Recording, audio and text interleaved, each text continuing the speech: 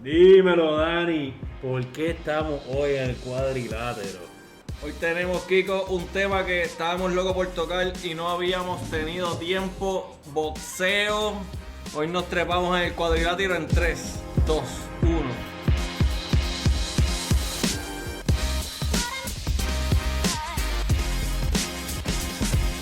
Bienvenidos al episodio número 16 del Ex Deportiva Podcast. Hoy andamos con invitado especial para un episodio especial de boxeo. Estamos también con los de siempre: Gilberto Olivera, Kiko Mendoza, su servidor Daniel Enrique Matos Meléndez y nuestro invitado, el licenciado Gustavo Olivieri Miranda. Bienvenido, Gustavo. Saludos, muchachos, gracias por la invitación y los felicito por el programa, lo mejor que hay, caballos. Muchísimas gracias, Gustavo, un placer tenerte aquí. Gustavo es el in-house counsel del World Boxing Organization, o la WBO. Hoy vamos a estar hablando un poquito de cómo se organiza el boxeo, los organismos que lo componen y un poquito del negocio. Todo esto pues lo queremos traer a raíz de la más reciente controversia en el mundo del boxeo de Canelo, que demandó a Golden Boy Promotions y a la compañía de servicios de streaming DAZN. Esto fue el 8 de septiembre.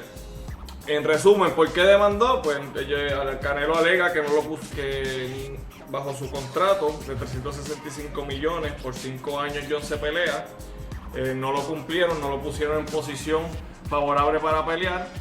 Alega daño de 280 millones. Y eso es un resumen, porque después vamos hacia el final del programa a hablar un poquito más en detalle de lo que ocurrió y lo que podemos esperar de ese caso. Pero primero, yo creo que vamos a conocerla.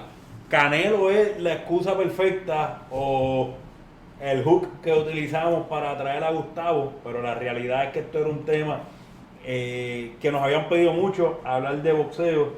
Yo siempre digo que aquí todo el mundo es un experto en boxeo, pero nadie sabe nada. Todavía no he encontrado un barbero que no sepa de boxeo y que critique y hable de la materia en detalle. Así que cuando encontramos que apareció la controversia de Canelo, sabíamos a quién era que teníamos que llamar.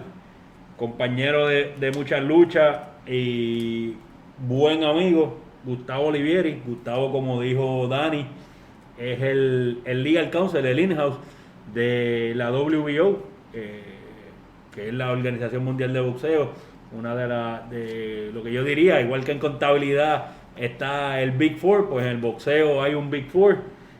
Y nada, yo creo que es mejor que antes de entrar al mambo, que el mismo Gustavo nos explique un poquito de su trasfondo, porque él también tiene maestría en Derecho Deportivo, cómo entró a la WBO y qué hace en el día a día. ¿Cuál es su trabajo? Cuéntanos, Gustavo. Pues mira, muchachos, en primer lugar, gracias por la invitación, los felicito por el podcast. Pues yo soy un jíbaro de Mayagüez que tuve la suerte de poder entrar en este mundo, igual como ustedes, fanáticos del deporte, particularmente del boxeo. Yo entro en la WBO a raíz de un internado como parte del programa académico.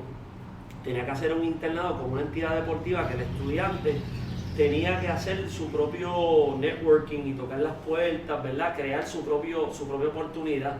Entonces yo quería el deporte del boxeo porque ese deporte en particular no estaba dentro de las opciones que ofrecía el programa académico. Entonces me puse a llamar a diferentes entidades promocionales: Golden Boy Promotions en California, Top Rank en Las Vegas, incluso llamé a la Comisión de Boxeo de Puerto Rico.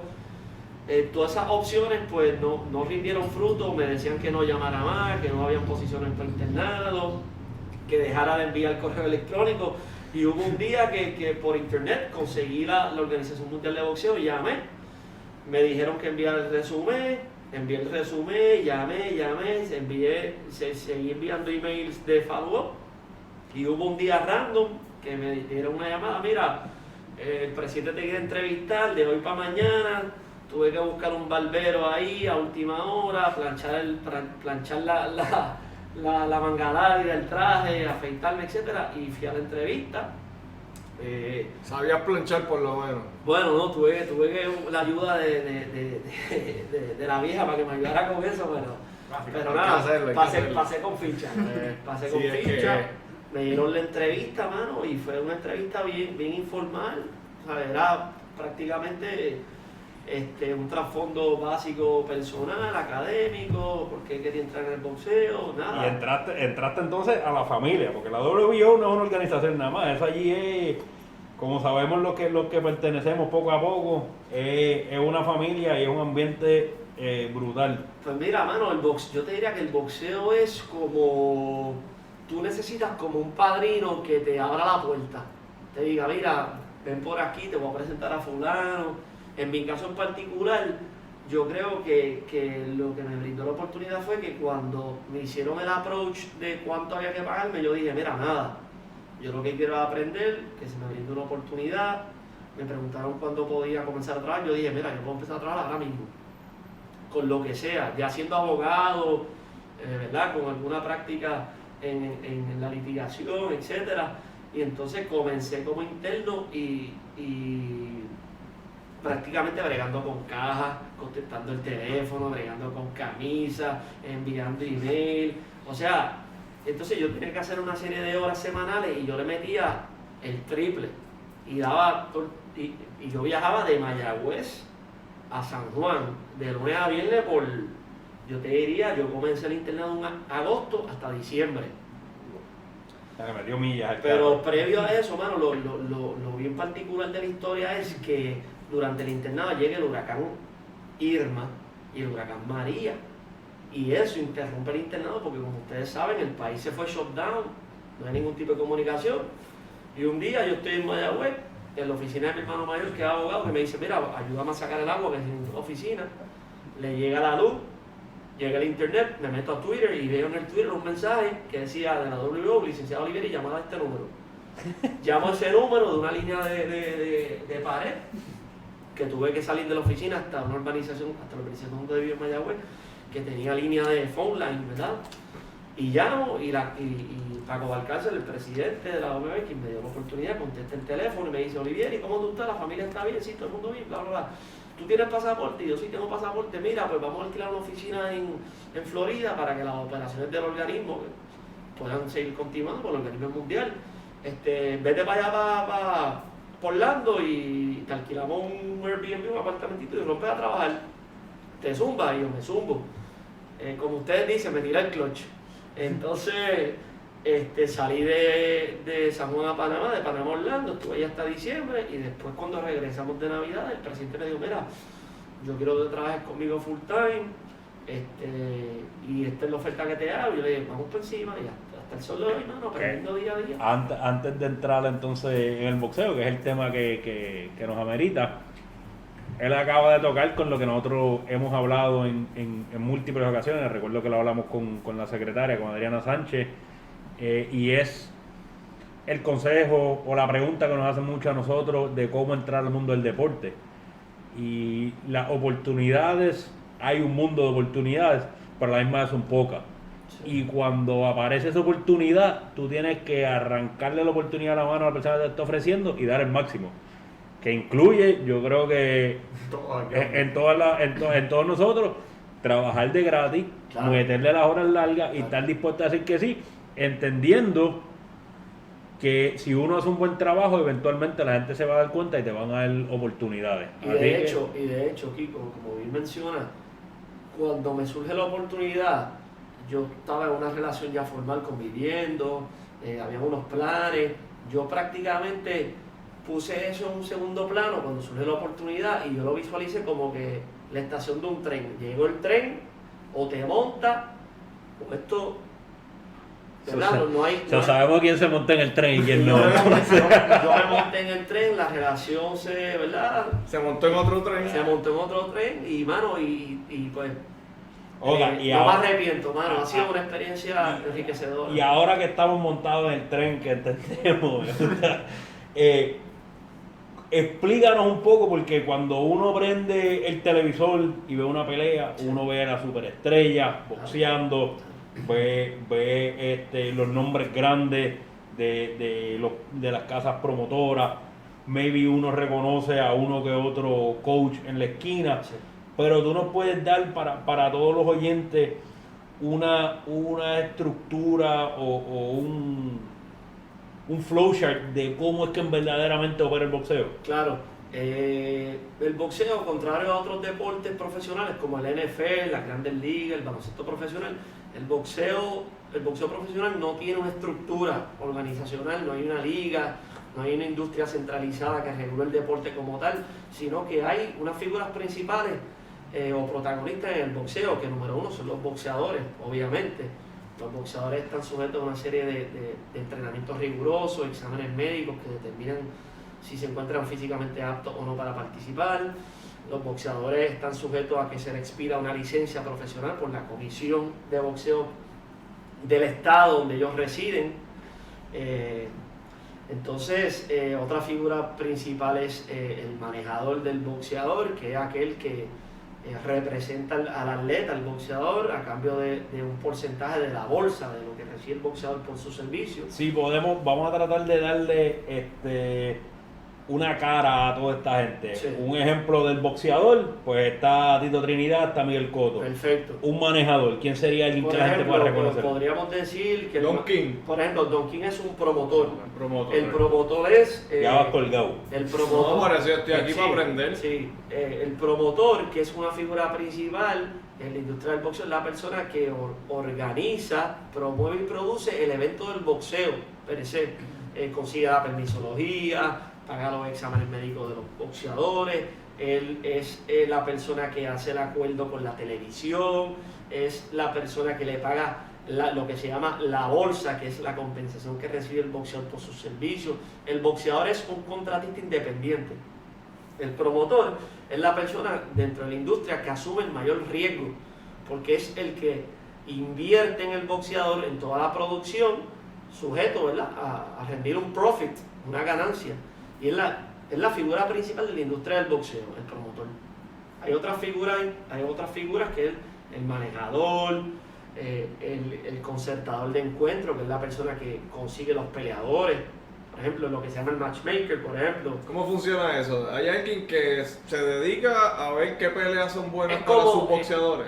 Un perito, yo creo. La analogía sería como el scout de la NBA o de la pelota del NFL. El promotor tiene una persona que sirve como un perito, matchmaker, que dice: promotor, este boxeador Gilberto tiene habilidades, tiene aptitudes, ¿verdad? Y yo entiendo que Gilberto podría ser un futuro contendor por un título mundial. Por lo tanto, promotor, fírmalo. Promotor firma a Gilberto y el promotor empieza a hacer una inversión en ese boxeador, en Gilberto, y lo va poniendo en peleas de manera escalonada, de manera que pueda en algún momento recuperar su inversión a largo plazo. Y el matchmaker, el concertador de encuentro, es la persona que dice: bueno, Gilberto tiene 5-0, las 5 peleas han sido contra peleadores derechos, yo voy a poner a Gilberto ahora contra Dani, que es zurdo, para exponer a Gilberto la experiencia de que Gilberto pueda pelear con un zurdo, Qué rápido, Paco. y que es rápido y pega también. Al matchmaker le paga el manejador. No, el matchmaker trabaja para el promotor. Para el promotor, pero por eso hay un pote Sí, correcto. que invierte el manejador. No, el manejador es la persona que representa al boxeador para cada pelea que el boxeador va a realizar o para cualquier tipo de acuerdo promocional exclusivo entre el boxeador y el promotor. Porque recuerda que el manejador y El agente es como un agente. es como un agente. El manejador y el promotor tienen intereses oponibles, ¿no? Porque el manejador busca un mayor una mayor bolsa, compensación a su boxeador por un porcentaje, y el promotor busca pagarle menos para que tenga más profit. Y te voy a preguntar ahora, ¿quiénes de estas personas están regulados por la Organización Mundial del Boxeo? Porque entendemos que para poder regular algo tiene que haber una relación o contractual o de alguna forma para que esté regulado. Excelente pregunta. Los organismos mundiales hacen dos cosas particulares: sancionar peleas, es decir, aprobar peleas de naturaleza por campeonatos mundiales o regionales, y clasificar boxeadores. La regulación del boxeo la entidad que tiene jurisdicción son las comisiones locales en cada estado, ¿verdad? O cada país o región indígena, etcétera. En Estados Unidos, como ustedes saben, los estados son soberanos y, por ejemplo, en el estado de Nueva York aplican unas regulaciones particulares. En el estado de California, otras, ¿verdad? Hay algunas reglas que sí son uniformes, ¿verdad? Con relación al boxeo, pero cada estado regula de manera distinta la práctica de boxeo en su jurisdicción. Eso sucedió, por ejemplo, en el caso de, y me corrige si estoy mal, de Margarito, cuando le encontraron el yeso la pelea contra Mosley, después lo suspendieron por un tiempo, pero era, creo que en Nevada específicamente. La pelea de Mosley con Margarito fue en California. En California, ok. ¿Qué pasa? Cuando se suscita la controversia, la entidad que tiene jurisdicción y competencia sobre la controversia es la Comisión de California. ¿Qué pasa? Pues la Comisión de California, dentro de su jurisdicción y autoridad, como entidad autorizada por ley estatal, pues atendió la controversia y entendió que, basado en la prueba presentada, le impuso una suspensión a Margarito y creo que también una penalidad, y suspendió de por vida a su entrenador. Y todas estas personas, para hacer una pelea, tienen que firmar una especie de contrato para poder ser parte, o cómo es que funciona. Ok, pues, por ejemplo, hay dos tipos de contratos en la industria del boxeo profesional. Número uno está el contrato, lo que se llama el Bout Agreement, que es el contrato para la pelea en particular. Esos contratos se firman entre el boxeador y el promotor. El boxeador firma ese contrato sujeto a una contraprestación, que es la bolsa, el dinero. Y el promotor recibe los derechos mundiales de esa pelea para explotar los derechos de esa pelea en televisión, anuncios, merchandise, souvenir, etc. Esos contratos, basados, ¿verdad? por ley federal, se requiere que el promotor los radique con la comisión local, que es la que tiene la autoridad para supervisar y ver que ese contrato cumple con los requerimientos de la ley federal y cualquier regulación o ley de la ley estatal. Se radican esos contratos, y esos contratos pues disponen la pelea entre Gilberto y Dani, pactada a 10, 2 asaltos, por el título tal, peso tal, los guantes tal, en tal lugar, y se va a recibir una compensación por tal, cada boxeador. Y la comisión ahí se divulga para fines públicos y regulatorios lo que se va a ganar cada boxeador. Ese es el contrato, lo que se llama el Bout Agreement. Por cada pelea, cada boxeador firma un contrato para esa pelea en particular. Y está el contrato promocional, que es un contrato exclusivo entre Gilberto y el promotor Kiko. Kiko dice, coño, Gilberto es tremendo peleador, voy a invertir en él, lo voy a ayudar para conseguir un título mundial. Pues promotor Kiko le dice a Gilberto, yo quiero firmarte a un contrato exclusivo promocional en el cual tú vas a pelear bajo aquellas carteras que yo exclusivamente promueva, sujeto a lo siguiente. Por ejemplo, yo te garantizo que tú vas a pelear 4 veces al año por $12,500 por pelea. Si tú sumas eso, 4 peleas por $12,500 serían $50,000 que vas a generar garantizado por pelea. ¿Okay? ¿Y cuál es la contraprestación que el boxeador le concede al promotor?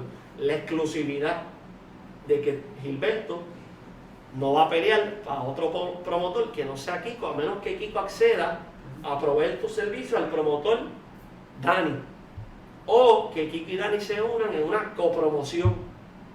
Sí, que yo tengo un boxeador y Kiko tiene otro, y entonces negociamos para que nuestros boxeadores peleen. A veces el fanático común dice, caramba, ¿por qué no se puede dar la pelea entre Dani y Gilberto?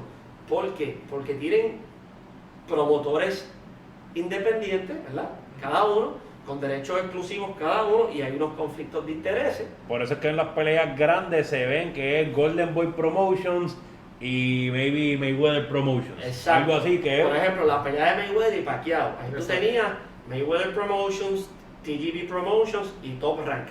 Pudieron llegar a un acuerdo entre esas entidades y se hizo un evento copromocional.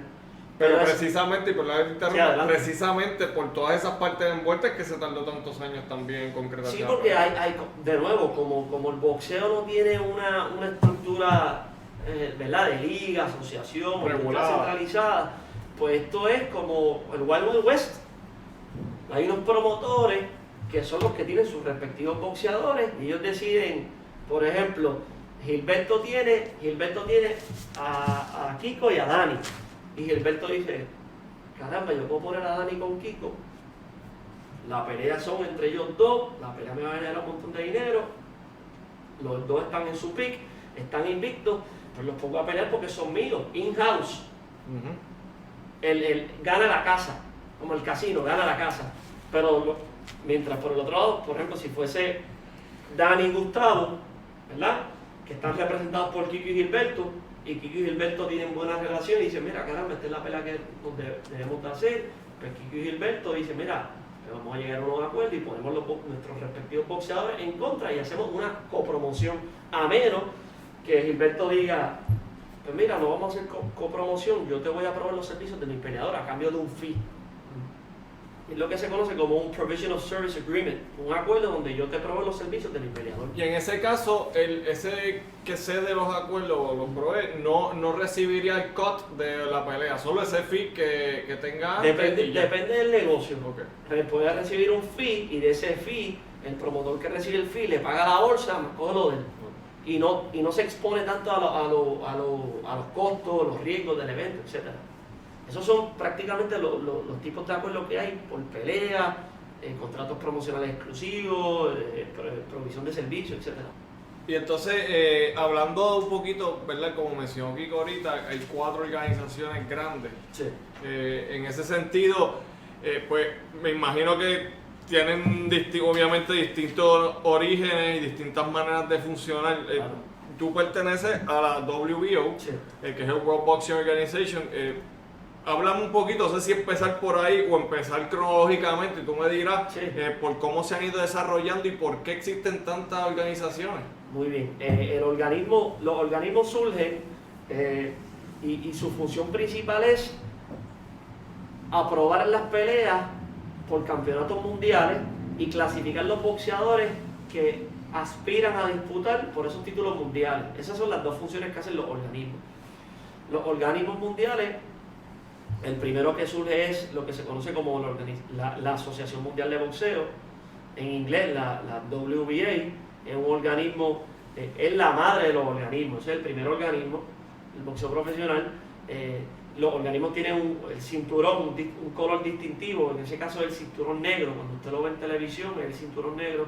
Después de ese organismo, pues dentro de los propios organismos hay unos intereses entre sus miembros y de ahí surge una desavenencia y surge el próximo organismo que es lo que se llama el Consejo Mundial de Boxeo, el World Boxing Council, que es un organismo que se distingue por el color verde del cinturón.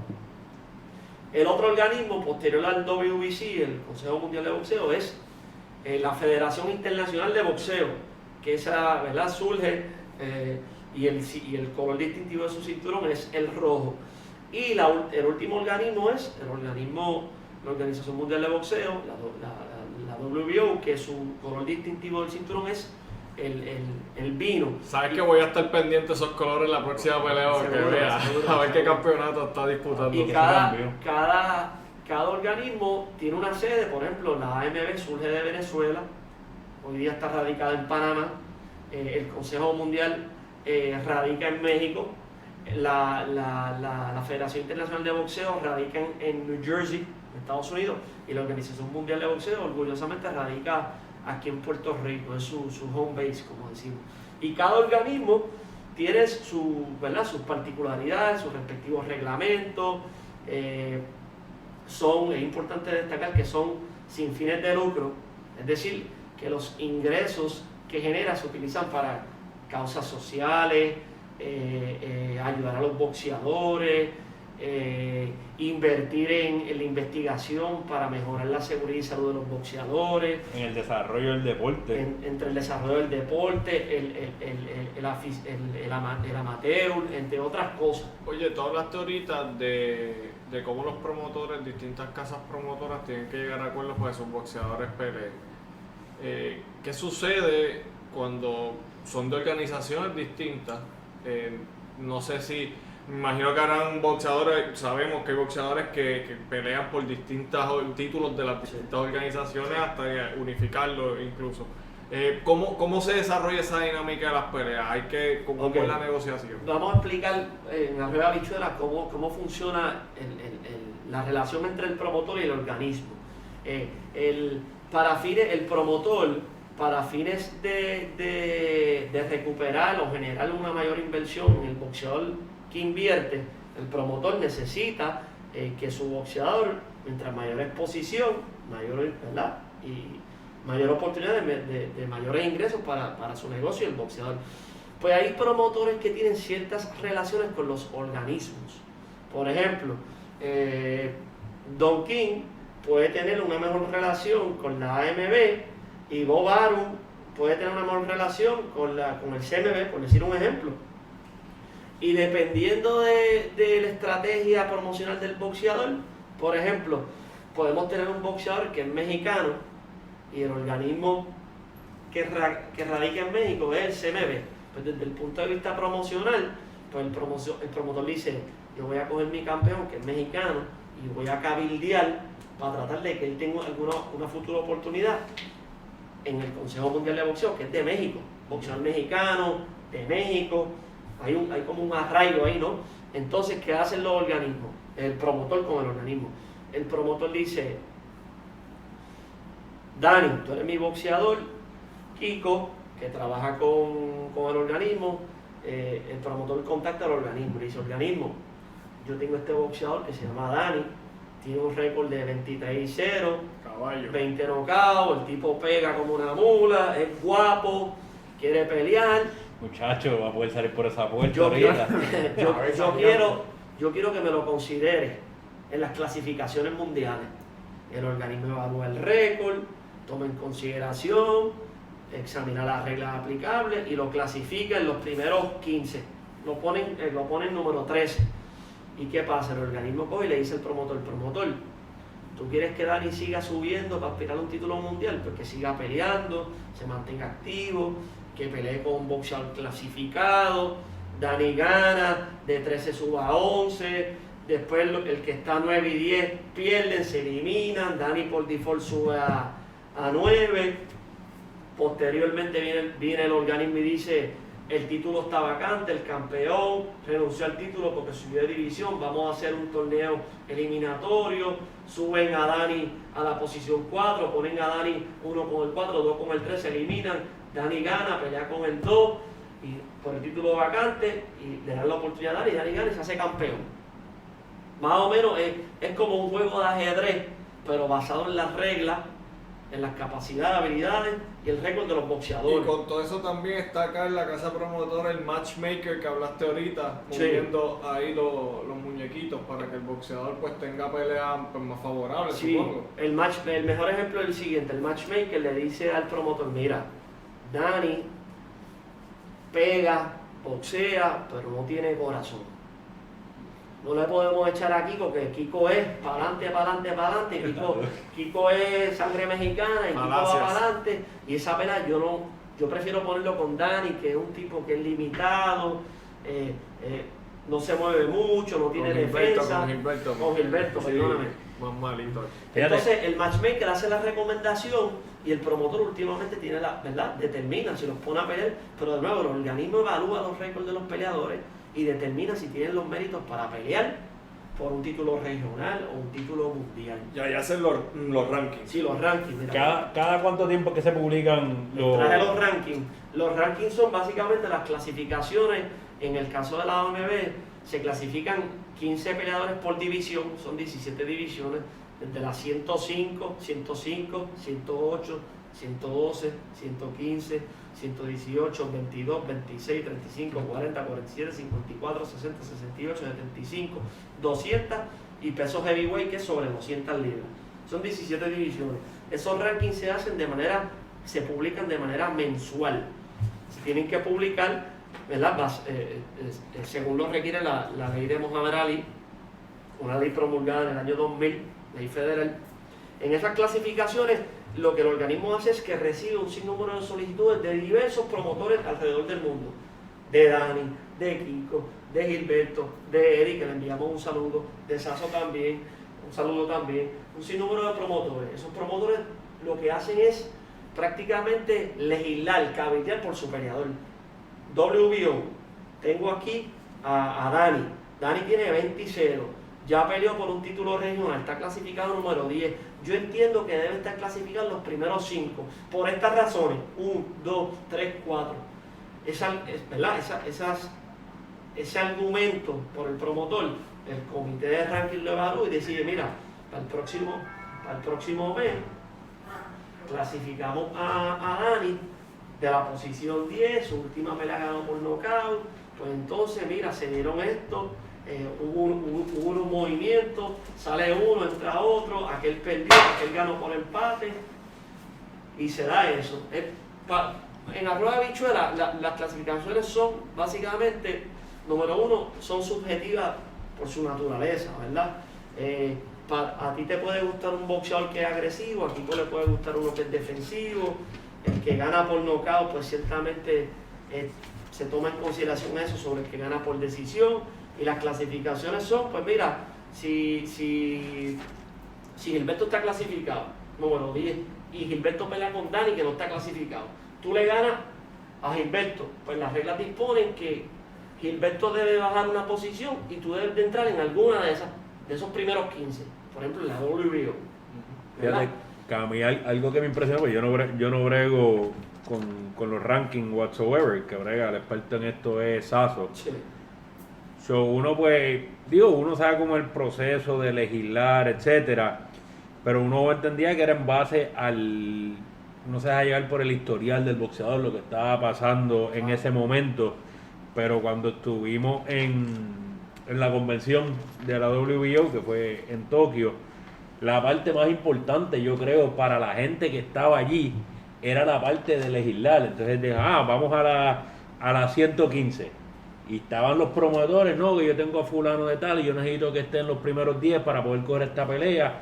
No tienes 15, pero mira, la pelea con fulano, mengano, sutano, versus el 12 y el 13 que han peleado con 4 chatas. Ese proceso es bien importante porque eso es lo que, dentro de todo, va a permitir que el boxeador se le abran las puertas a esa oportunidad para poder llegar a los títulos. De hecho, esto del ranking es más importante de lo que parece.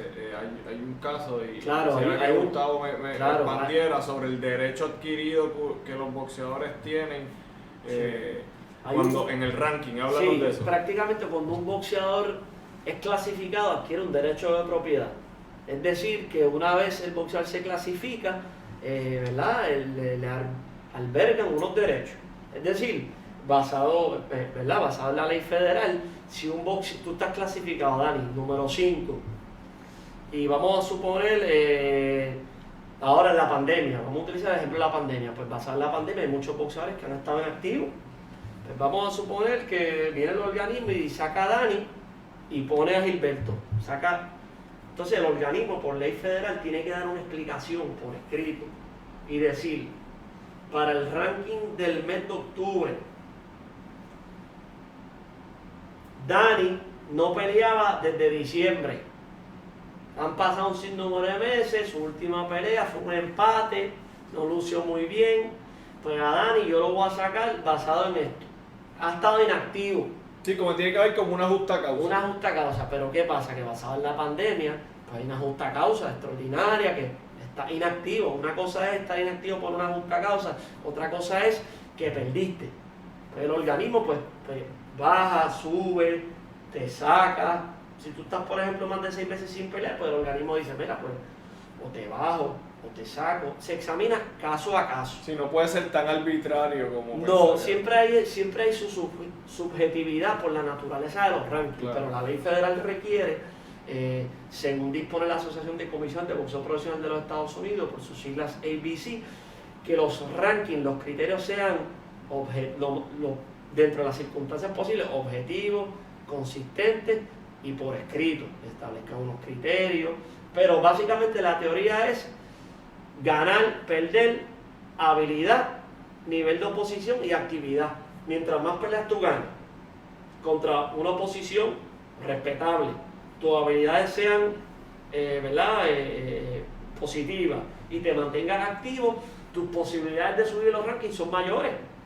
Y como bien Kiko dice, cuando los rankings es lo más importante, porque si tú estás en el ranking, los primeros 15, los primeros 10, pues tú estás ya en la fila para en algún momento disputar por el título. Y ahí va a ir. ¿Cómo funciona eso una vez ya tú estás en, pues me imagino está el campeón, pero si tú estás eres el número 1, número 2, número 3 de los contenders Sí. en ese ranking, ¿qué derecho tú tienes a pelear por ese título? O tienes que pelear con el 2 primero, hay posibilidad que el 3 sí llegue a pelear con el 1, ¿qué libertad tienen ahí dentro del ranking para retar al campeón o para que el campeón diga, ah no, yo no quiero pelear con él? Excelente pregunta. Todos los organismos tienen sus respectivas reglas, pero es una norma entre los organismos que el campeón, y esto es bien importante que los manejadores sepan, particularmente los promotores, conozcan lo que se llama la defensa mandatoria y la defensa voluntaria y el proceso de subasta. El campeón, por lo menos en nuestras reglas, el campeón tiene que defender su título contra el retador mandatorio cada 9 meses. Desde su última pelea o desde el momento que adquiere el título, excepto en los pesos completos, que son 12 meses, una vez al año, ¿verdad? Por la naturaleza de los pesos completos. No es que ganar el campeonato te vas para tu casa. Exacto. Es que estar activo defendiendo. El campeón tiene una obligación de enfrentar al retador mandatorio. El retador mandatorio es aquel oponente que esté disponible dentro de los rankings con la posición más alta y que cumpla con los méritos que disponen las reglas. Un buen récord, es un oponente que la televisión acepta, es un oponente que, basado en el comité que lo designa, entiende que tiene los méritos. Es decir, por ejemplo, que vamos a suponer los primeros 4. El campeón es Eddie, por ejemplo. Tú eres el 1, Dani el 1, Kiko el 2, Gilberto el 3, Gustavo el 4. Y él tiene que hacer su defensa mandatoria dentro de los 9 meses. Pues él tiene que pelear con el mandatorio que designe el organismo. El organismo puede decir, caramba, Dani está 1, pero Dani, la televisión que tiene Eddie, no lo acepta como retador mandatorio. No es un oponente que pues está número 1 ahí y quizás subió por default porque el 2 y el 3 y el 4 perdieron y lo Sí, y sacaron. a la televisora no le llama la atención porque creen que no va a generar quizás tantos views. Exacto, y puede el organismo decir, pues tú sabes qué, como Dani está 1 ahí y no está, la televisión no lo quiere como oponente del campeón, pues yo voy a hacer una eliminatoria entre Dani y Kiko. Ellos peleen el 1 y el 2 y el que gana lo designa mandatorio. O se hace lo que se llama un box-off, el 1 con el 4, el 2 con el 3, Y como un torneo. Como un torneo. Y eso entonces crea un ambiente que justifique a la televisión a decir, oye, se dio esto, pues. O independientemente que la televisión lo aceptó o no, el organismo dice, mira, en el torneo ganó Gilberto. Campeón Eddie, tienes que defender con Gilberto. Y Eddie dice, a mí no me conviene esa pelea porque Gilberto es zurdo, yo soy derecho, no me va a generar mucho dinero, a Gilberto no lo conocen, pues yo dejo el título vacante, lo dejo. Que pasa todo el tiempo. Que pasa todo el tiempo. O Eddie dice, tú sabes que esa pelea me conviene, a este yo le gano una pelea cómoda, hago la mandatoria y salgo ya de esa obligación. Hace la mandatoria, gana Eddie, y entonces tiene un periodo voluntario. El periodo voluntario es que dentro de los próximos 9 meses pueda hacer una pelea con cualquiera de los que estén clasificados los primeros 15. Y el promotor Eddie dice, yo voy a hacer la pelea con Kiko, que Kiko viene de perder, ya está en las últimas de su carrera, es un boxeador que para fines del negocio la bolsa no me va a salir tan cara, y es una pelea que tengo a Eddie y lo mantengo activo defendiendo el título. La otra cosa, el organismo coge y le dice a Eddie, tú vas a pelear con Gilberto, que es el mandatorio, te vamos a dar 30 días para que negocies. Pero ¿qué pasa? Que Eddie tiene un promotor distinto que Gilberto tiene un promotor distinto que Eddie. Duncan, Boban, hay intereses encontrados, no quieren llegar a un acuerdo. ¿Qué hace el organismo? El organismo rompe la exclusividad de los contratos promocionales de los promotores. Porque Duncan puede decir, yo no voy a pelear con el boxeador de Boban porque no hago negocio con él, o no me conviene el negocio, pero el organismo dice, tienen 30 días para negociar. Porque el título es del organismo, no del boxeador. Es como un trust. Eso veía. Entonces, pudieran decir, pues hacemos la pelea fuera de la organización sin Ellos título. podrían hacer la pelea sin título. No hacer el título, porque el título no le pertenece al boxeador, el título le pertenece al organismo, a los fanáticos y al O sea, lo tiene mientras sea campeón, pero Seguro. Hay boxeadores que dicen, mira, a mí no me conviene esta pelea, yo dejo el título vacante. Y entonces ahí aplican otras reglas, el uno con el 4, el uno con el 2, etc. y entonces cuando quieren unificar títulos que sería, y me corrige, serían los campeones de cada organismo, como entonces ahí tendrían que otra vez sentarse los organismos para negociar las peleas. Perfecto. Los organismos, entre los organismos hay unos acuerdos. Y uno de los acuerdos es tratar de promover las unificaciones. Porque las unificaciones le conviene a los organismos, porque hay más dinero envuelto. Le conviene a los promotores y le conviene a la televisión, porque no tienes un campeón de un organismo, Dani, el campeón de la OMB, peleando con el campeón del CMB, Gilberto. ¿Qué pasa? Obviamente, los promotores tienen que ponerse de acuerdo. Hay promotores que tienen a los dos campeones, o hay promotores, diversos promotores que tienen los campeones del respectivo organismo. Los promotores llegan a un acuerdo y el organismo aprueba el combate y hacen una unificación y se ponen de acuerdo, mira, en esta pelea, como es una pelea unificatoria, pues entonces aquí vamos a ponernos de acuerdo con relación a los oficiales, al juez, etc. El campeón, el que gane la pelea, entre tú y Dani, Gilberto y Dani pelean, el campeón del CMB con el campeón de la AMB, gana el título, Dani gana y tiene 2 títulos ahora, en vez de uno tiene 2, pues su valor en el mercado aumenta, ya va a tener, no va a tener un título, va a tener 2. Por lo tanto, la responsabilidad entonces ahora aumenta. Entonces los organismos tienen unos acuerdos, mira, pues entonces vamos a acordar de que la primera mandatoria sea de tu organismo, el retador mandatorio de tu organismo, la próxima me toca a mí. Entonces cuando es la mandatoria de tu organismo, tú legislas para los oficiales tuyos. Cuando me toca a mí, yo legislo por los míos. Hay unos acuerdos entre los organismos de qué cosas se hacen, qué no. A veces esas peleas unificatorias no se pueden dar por los intereses oponibles uno con otro, ¿no? Y a veces tú tienes 4 organismos y a veces tú no ves que un campeón se haga de todos los organismos, porque los intereses son... Sí, que es más raro, no es tan común como parece. No es común. Son bien pocos los peleadores. El último que se hizo campeón indiscutible, que él terminó todos los títulos, fue el ucraniano Alexander Usyk en el peso crucero, que es un peso que la gente no... Que no genera mucho dinero no en genera pay-per-view. no genera mucho interés. Entonces, bajo ese escenario, que no había mucho interés, los organismos pudieron llegar a un acuerdo, los promotores, se dio un torneo y eso se dio. Pero no es ahora, ¿verdad? Invito a todos los oyentes y fanáticos del boxeo, octubre 17 en ESPN, Vasily Lomachenko va a pelear con Teófimo López, la pelea del 2020, por todos los títulos, todos los organismos, en ESPN y gratis. Así que... ahí hay una unificación cerquita. Mira, hablaste de campeones, hablaste de ranking y como yo sé que la gente que nos escucha es curiosa, muy probable busquen esa hoja de los rankings. Se pueden dar cuenta que hay, más allá de campeones, por lo menos en la OMB tenemos los supercampeones. Sí. ¿Qué es un supercampeón? Ok, en el caso de la OMB, el supercampeón es una designación que el organismo le concede a un boxeador que tiene unos atributos, ¿verdad?, sobresalientes, es decir, que ha sido campeón en múltiples divisiones.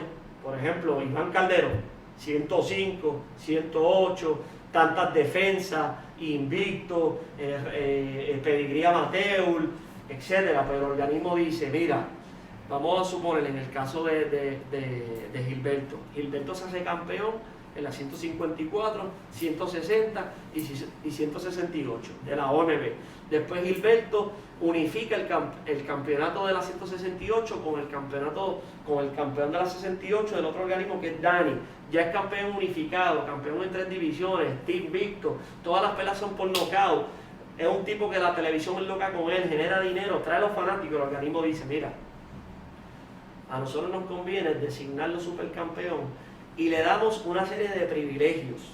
Por ejemplo, en vez de que haga la mandatoria en 9 meses, que la haga en 18, para no meterle presión. porque a veces el retador mandatorio no genera interés, no representa... Sí, dinero. Sí, que es lo que al final del día o sea, lo que esto busca. es toda una industria, Claro. es todo un negocio. Claro. Entonces, pues se le da una serie, ¿verdad? Una serie de flexibilización. Otro de los derechos que se le concede es que Gilberto pueda decir, mira, ¿tú sabes qué?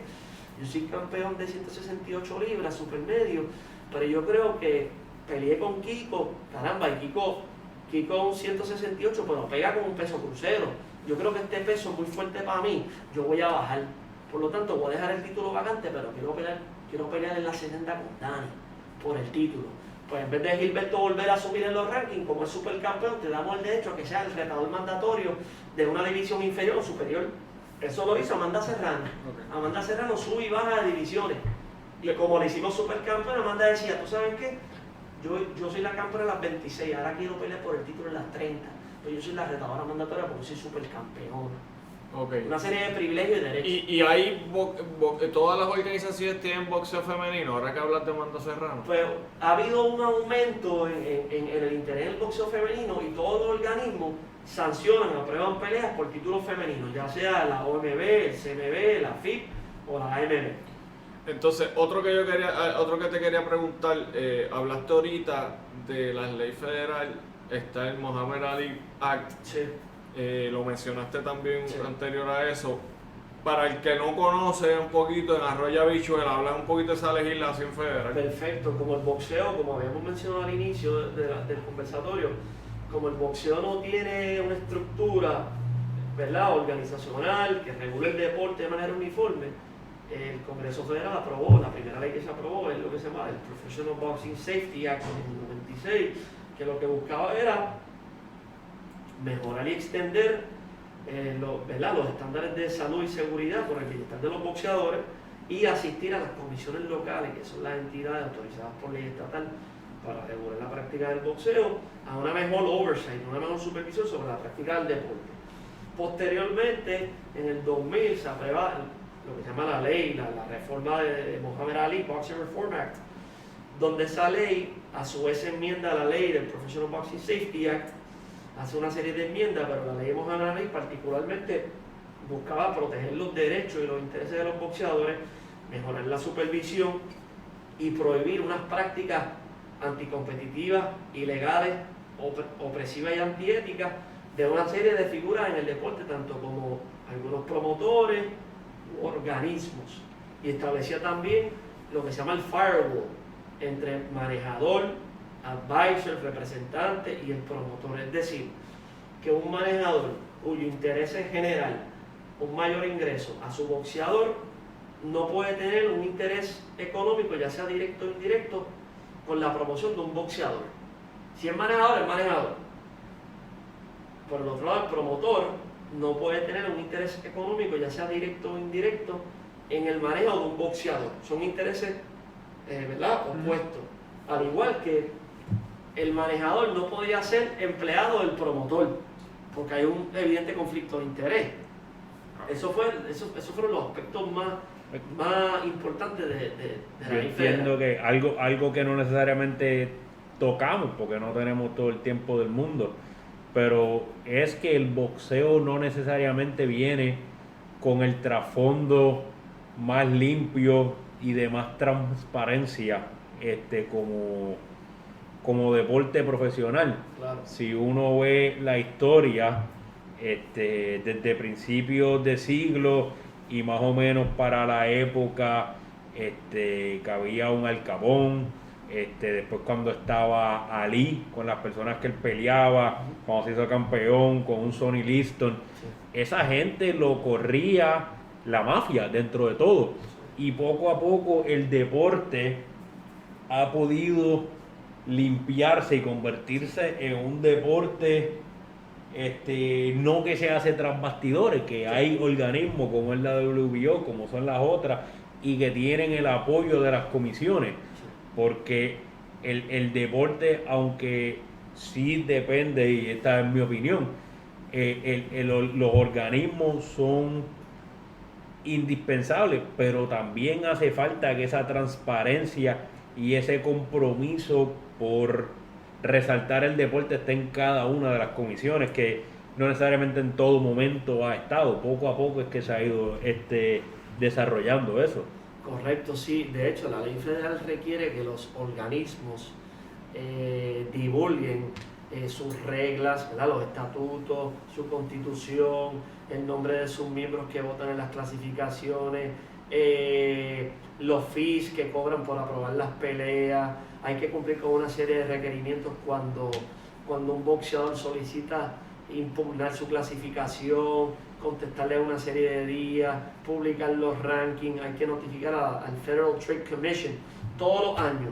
Antes del 31 de enero de todos los años hay que suministrarle a ellos por escrito toda la documentación pertinente con los fees que cobra el organismo, los estatutos, la constitución, las reglas, los miembros que votan en las clasificaciones, los criterios de las clasificaciones y otros documentos pertinentes para fines, ¿verdad? De la regulación por la ley federal. Es decir, en el caso de la OMB, nosotros cumplimos de manera cabal con todos esos requerimientos y, como tú bien mencionas, en el caso particular de nosotros, we play by the book, ¿verdad? Aplicamos las reglas de conformidad de manera justa, de manera consistente y pues ciertamente hasta ahora, ¿verdad? Todo ha sido crystal clear. Estabas hablando ahora de la ley federal, que es algo que obviamente aplica solo en Estados Unidos, pero el boxeo es un deporte mundial. Vemos muchas personas de Europa, yo diría del este de Europa, muchos boxeadores que vienen de esa área. Y por primera vez en la historia se va a permitir que los boxeadores profesionales participen en la Olimpiada. No sé si tienes una opinión sobre eso, cómo fue que se dio, por qué se da este fenómeno, o cómo llamarlo, que ahora se permite. Pues fíjate, en el caso de que un boxeador profesional pueda participar en el aspecto aficionado, ¿verdad? Que es la AIBA, que regula la práctica del boxeo a nivel aficionado. La posición de la OMB es que, por ejemplo, si un campeón quisiera pelear a nivel aficionado y pierde, pues nosotros le quitamos el título. Nosotros nos nutrimos de los boxeadores que vienen del aficionado. Pero nosotros no tenemos, ¿verdad?, una posición con respecto a si favorecemos o no favorecemos. Nosotros entendemos que un boxeador profesional, pues ciertamente, si lo pones a pelear con un aficionado que no tiene experiencia profesional, pues eso podría inclusive presentar un riesgo, ¿no?, de sufrir algún daño, porque como sabemos el boxeo por su naturaleza inherentemente es peligroso y puede causarle la muerte a un participante. Eso que con relación a los boxeadores profesionales que desean dar el salto al aficionado y regresar, la postura de la OMB, por lo menos la política, es que si un campeón quiere pelear en la Olimpiada, participar, y pierde en uno de los, ¿verdad?, de esas peleas, pues pierde el título.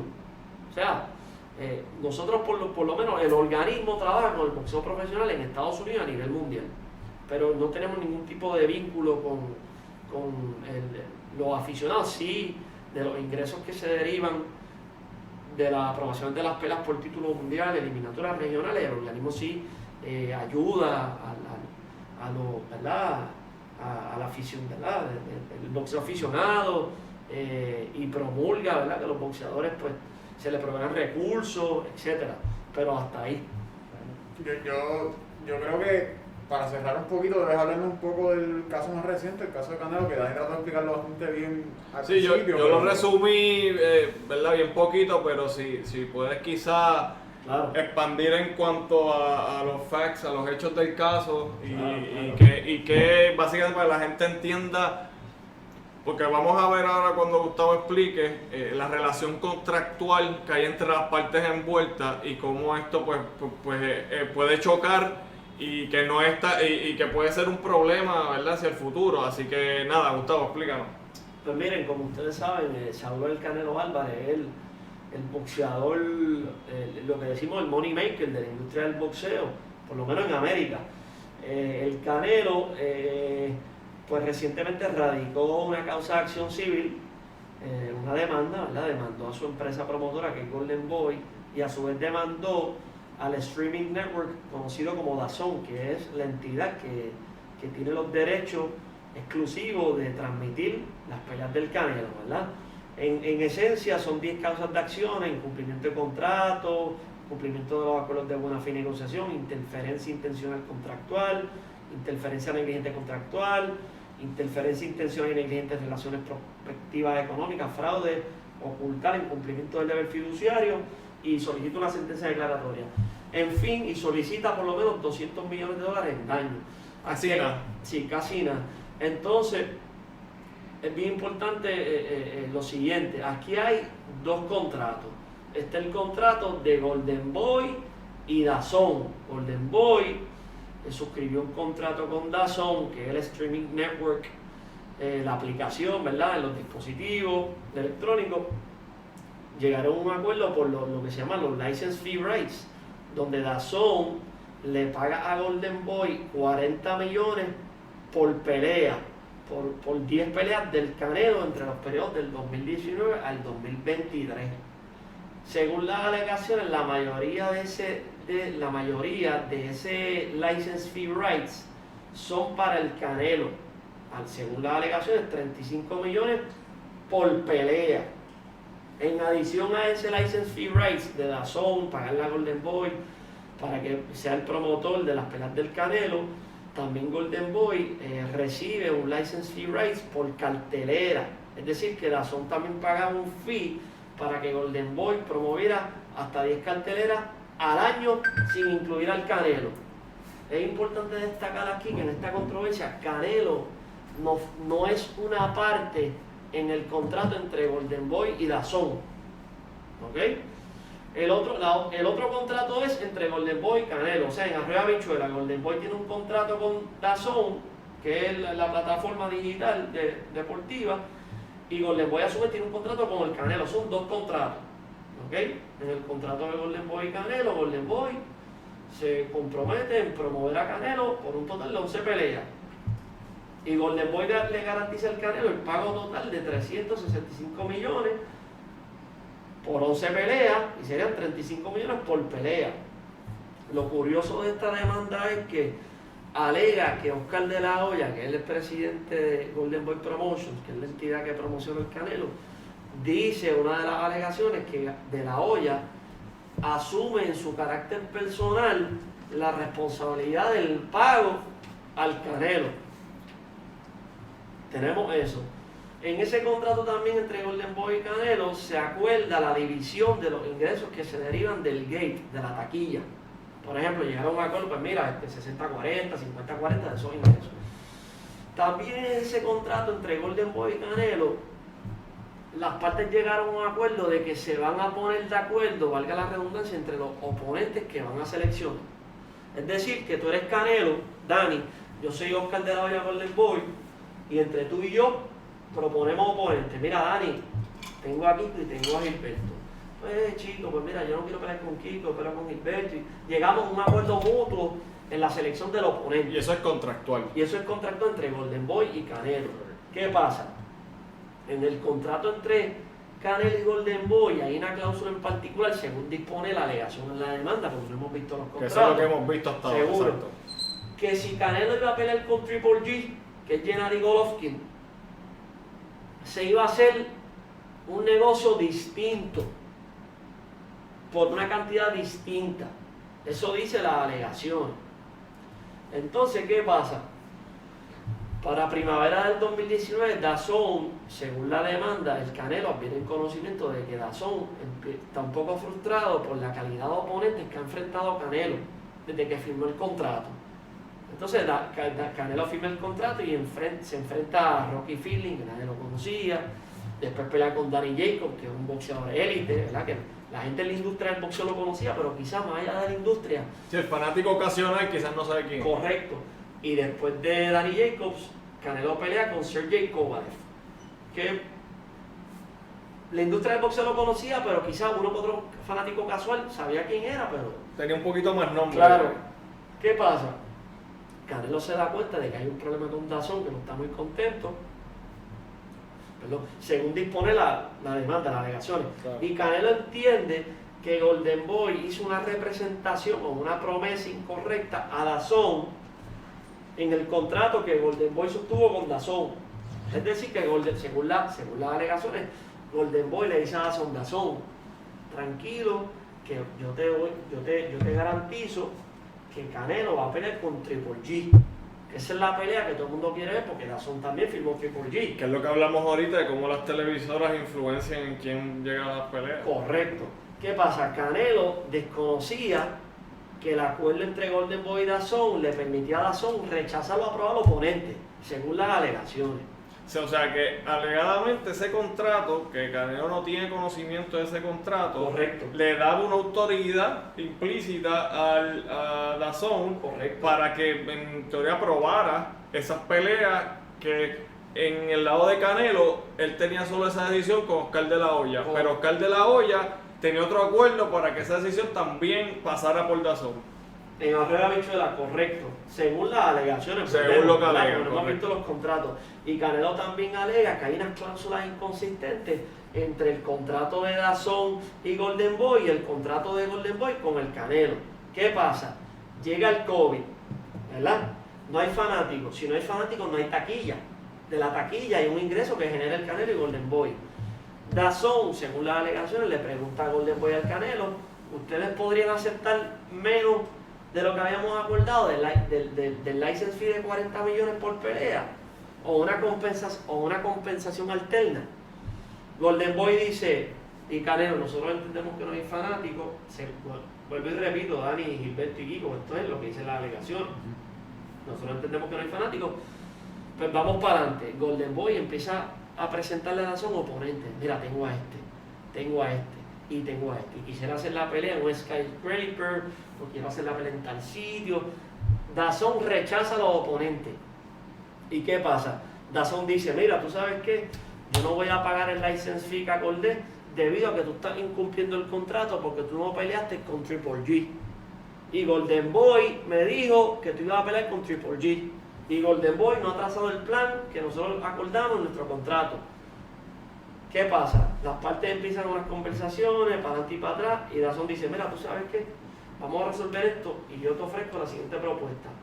Yo te voy a pagar una fracción de los 40 millones que te tengo que dar por pelea en cash y unas acciones de la plataforma. Y Golden Boy y Canelo dijeron, mira, ¿sabes qué? Eso yo no lo voy a aceptar. Y Canelo dice, mira, Golden Boy le hizo una falsa representación a Dazón. Golden Boy me tiene que pagar a mí porque garantizó pagarme a mí de lo que Dazón le paga a Golden Boy. Aquí Golden Boy cumplió y Dazón también, porque Golden Boy le dijo a Dazón que yo iba a pelear con Triple G. Eso no es así. Y ahí está la interferencia de contrato, que se alega que básicamente DAZN interfiere ilegalmente en las alegaciones de Canelo en el contrato que él tiene con Golden Boy Promotions. Correcto. Eso es lo que hay, eso es lo que disponen las alegaciones en síntesis. Canelo solicita en daño hasta 280 millones y solicita que el tribunal dicte sentencia declaratoria y que le permita pelear, ya sea con otro promotor y con otra entidad promocional de streaming o televisión, etcétera. Esos son los muñequitos de Arrega Bichuela. Ahora llegó un breaking news que parece que de ESPN Deportes, para darle del foro, que llegaron a un acuerdo, que están en proceso, en proceso de llegar a un acuerdo extrajudicial entre las partes. ¿Oh, sí? Llegó, no he visto los detalles, fue un breaking news que llegó ahora mismo, así que después entonces Lo invitamos para otro. Sí, para que hable. pendientes a la página que vamos a seguir hablando de boxeo. Lo ideal sería que el Canelo, por el bien del deporte, por el bien de las partes, que el Canelo pelee antes que se acabe el año, si es posible. El Canelo es la estrella más grande del boxeo ahora mismo y está en su pick. Y como nosotros aprendimos en la escuela de Derecho, el mejor caso es el que no se ve. O sea, pues para acabar esto, las últimas palabras, tírate ahí. El Canelo pelea o no antes que se acabe el año. En el clutch. Ahí está. En el clutch, estamos ya casi en octubre. El Canelo no pelea desde noviembre del año pasado. Yo entiendo que no. Dijo que no, el hombre, está en récord. Yo entiendo- Chequeamos enero primero. Bueno, pues Gustavo, gracias mil, de verdad que nos has dado aquí una clase Una de... clase magistral Sí, de una clase boxeo. magistral de cómo funciona el boxeo. No, gracias a ustedes, muchachos, porque se aprende con ustedes. Ya no hay excusa para ser fanático casual. No, definitivamente hemos aprendido un montón y creo que mientras sigan saliendo controversias del boxeo, en la medida que nos puedas acompañar, pues te seguiremos invitando porque Gracias. definitivamente eres una enciclopedia. No, estamos aprendiendo. Kiko es el maestro aquí en el boxeo, lo que pasa es que él está tranquilo y Está manso, está manso. Está manso. Somos aprendiz también, estamos en la misma y clase. invitarlos a ustedes para las actividades, para que se unan, participen. Y... Seguro que sí. Así que muchas gracias de nuevo, Gustavo. Con esto nos despedimos. Ya hoy nos hemos estado un poquito más del usual, pero es que estaba bien interesante la conversación. Y como saben, podemos seguir por una hora más si nos dejan. Con esto nos despedimos. Facebook, Instagram, Twitter, LinkedIn, Lex Deportiva Podcast, búscanos, dale oído en Spotify, dale oído en Apple Music, díselo a tu papá, a tu tío, tu abuelo, el cuñado, la novia, la ex, a todo el mundo. Nos vemos el viernes que viene. ¡We out!